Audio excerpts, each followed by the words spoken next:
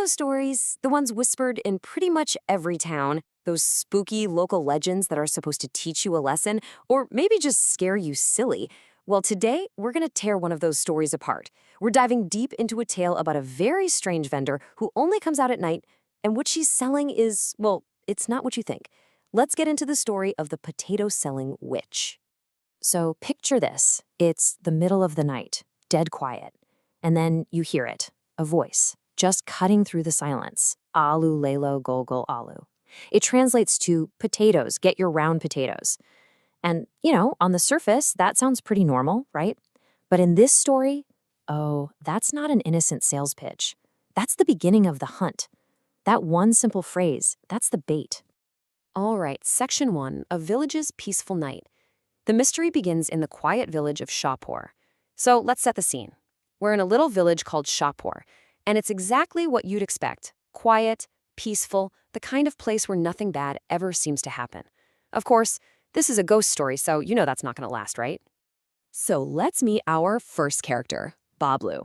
He's just a regular guy who runs the local sweet shop. You can picture him, right? Just trying to make a living for his family, working late. He has absolutely no idea what's waiting for him out there in the dark. And that's what makes it so creepy. He could be any one of us. And just look at how fast this all goes down. Seriously. It's midnight. Bablu's locking up his shop. Just 1 minute later, he hears that voice. 4 minutes after that, he's just gone. Vanished. In 5 minutes, his entire world ends. That's what's so terrifying, the speed, the sheer efficiency of this thing. Okay, Section 2, The Potato-Selling Witch. Time to deconstruct the monster at the heart of the tale. So the big question is, who is this potato seller? What are we really dealing with here? Let's break down the monster behind this whole creepy story. And here we have a classic horror move, right? The monster hiding in plain sight. On the one hand, you see this harmless-looking old woman in a white sari. She's got a sweet voice. She's carrying a basket. What could possibly go wrong? But the reality? She's a chudayal, a witch, and she's got these ghostly white eyes and a smile that is anything but friendly. It's that switch, that complete flip from harmless to horrifying that makes her so dangerous. She pulls you in with this sweet disguise, and by the time you see the truth, it's already way too late. And the really scary part? She has a system. This isn't just some monster running wild. It's a cold, calculated process. It's a hunt. Step 1 is the lure, that hypnotic voice in the night.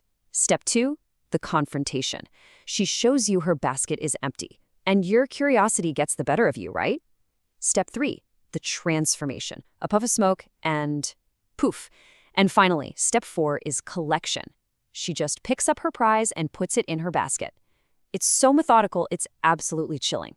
So you can imagine what's happening back in Shahpur, right? People are just vanishing. Bablu, the milkman, Shamu, they're gone. The whole village is terrified. Doors are locked tight as soon as the sun goes down. But then we get a turning point. Someone sees it happen, and even better, they get away. And this really shows you how bad things are getting. It wasn't just Bablu, the sweet shop owner. Then Shamu, the milkman, went missing. And that third bar, other villagers, that's the really scary one. It means she's not stopping. This isn't a one-and-done thing. She's a predator, working her way through the village, one person at a time. And this is where everything changes. We meet Mohan and Kusum, a couple just heading home. They hear the call. And Kusum, she's totally enchanted. She's like, ooh, let's buy some potatoes. But Mohan, he gets that feeling. You know that feeling? That little pit in your stomach that says, something is not right here.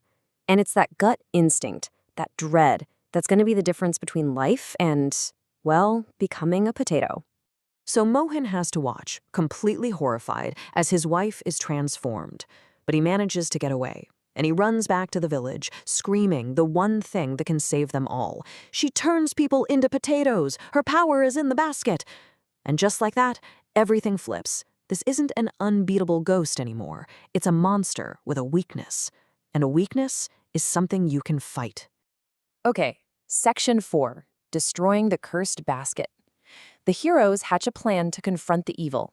Now that they know her secret, the villagers aren't just helpless victims anymore. They're armed with knowledge. They can actually fight back. And this right here is where we head into the final showdown. And here it is, the key to the whole thing. The witch's power isn't in her, it's in her basket. It's a physical object, something they can actually touch, and more importantly, something they can destroy. The mission is simple: break the basket, break the curse. Suddenly they have a clear goal. And what a plan it is. Simple, but it's going to take a ton of courage. So you've got Mohan, our eyewitness. He's teaming up with Seema, who is Bablu's wife, so for her this is deeply personal, and their friend Bolo. They're going to set an ambush. Step 1, they hide. Step 2, Mohan makes the first move, shoves the witch to make her drop the basket. Step 3, Seema grabs that basket and smashes it. It's a long shot, but it's the only one they've got. All right, it's go time. The witch starts her creepy call, and just like they planned, Mohan comes flying out of the darkness. He channels all that terror and grief into one big push, and bam! He shoves her right to the ground. The plan worked! The basket goes flying. And in that split second of chaos, Seema moves. Remember, her husband Bablu was the very first victim. This isn't just about saving the village for her. This is personal. This is revenge. She dives for that basket and grabs it. And then, with all the anger and sadness she has, she just smashes it, over and over again on a rock until it's nothing but splinters. And the second that basket breaks, the curse breaks with it. The witch just dissolves into smoke, gone. And all over the village, the people she took, they're back. They're human again. And with that, it's over. Section 5, the tale's final lesson. With the curse broken, the story reveals its purpose. So the witch is gone, everyone's safe, and the village can finally breathe again. But what's the point of a story like this? Let's talk about the final lesson.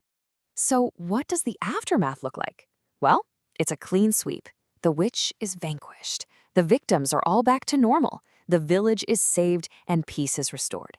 Everything is back the way it should be. It's that perfect, satisfying ending you want from a good folktale, isn't it? So, when you boil it all down, what are the big takeaways here? Well, for one, maybe don't follow strange voices in the middle of the night. Curiosity can definitely be dangerous. 2, evil doesn't always look evil. Sometimes it has a sweet voice.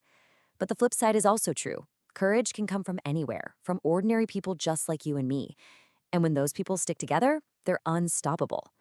But yeah, the biggest lesson, seriously, never, ever stop for a sweet voice in the dead of night. At its heart, this story from Shop Horror is a classic cautionary tale, right? It's using a scary story to teach some real-world lessons about safety and sticking together. And it really gets you thinking. Every town has stories like this, doesn't it? So what about your town? What are the local ghost stories people tell? And what are they really trying to warn you about?